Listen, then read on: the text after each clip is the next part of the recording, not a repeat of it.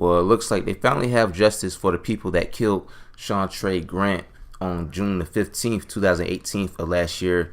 Now, Osha Dunham and Delonte Grant are both charged with the death of Shawntray Grant, and Dunham is also charged in the death of Robert Lee Jr. and Arian Jefferson. Cordell Richardson is charged in the death of Eric Cooley.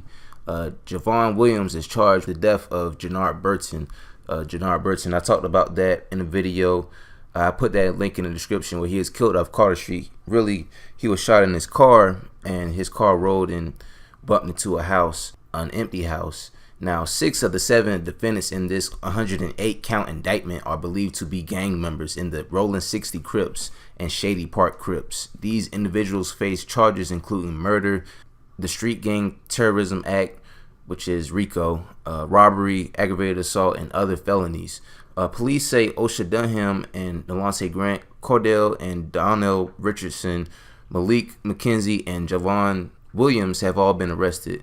John Meningo is still wanted. According to a report from Savannah Police, Grant and 2 of his friends spent several hours that night in Brunswick, Georgia at an Emerald Princess Casino.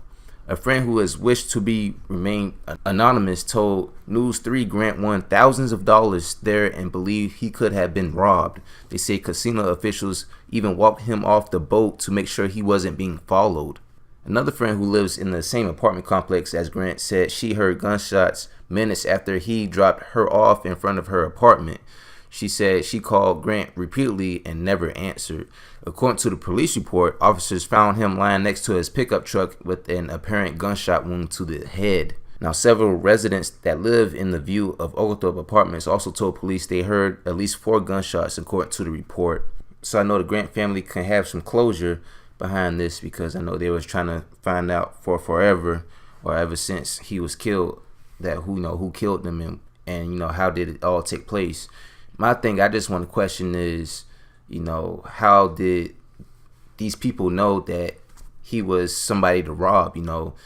It obviously didn't seem like a random robbery, and if it was a random robbery, they found a person that had a substantial amount of money on them at the time. So I'm just trying to put that into question, like, how did the people know so fast that he actually had all that money? Was it set up? Did somebody know that he won that money? Was he followed? It's a lot of questions that need to be answered with that, and hopefully there will be some updates with that as well. And also, my next and last piece of news, well, this isn't something that I got off the website, but there's somebody that's going around, and I say somebody as in a teenager, because this isn't a 20-year-old, 30-year-old, 40-year-old that's doing this, but there's somebody that's going around specifically in Garden City in Highway 80 that's going around shooting and killing animals with BB guns. There is a teenager that's going around specifically in the Groves area, I should say, that's been shooting up animals, cats, dogs with BB guns. And one of my homegirl's friends had got called up and basically had a phone call that one of her pets had died and was shot repeatedly with a BB gun. So with this, I hate situations like these, because now with the day and age that we live in, a black kid getting found with a BB gun, I mean, if a police officer finds that kid, there's no telling what could happen to that kid, especially if a kid is walking around with a BB gun.